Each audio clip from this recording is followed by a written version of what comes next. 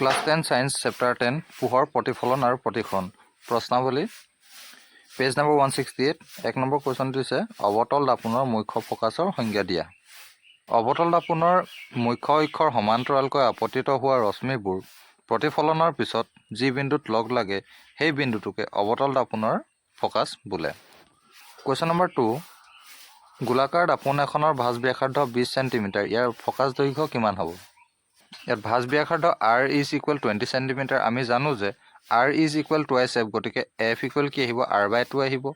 আৰু r ৰ মান যেহেতু 20 গতিকে 20 divided by 2 is equal answer কি আহিব 10 cm অৰ্থাৎ হে দাপোনখনৰ ফকাছ দৈৰ্ঘ্য 10 cm আহিব কোৱেশ্যন নম্বৰ 3 এখন দাপোনৰ নাম কোৱা যিখনে থিয় আৰু বিবৰ্ধিত প্ৰতিবিম্ব গঠন কৰে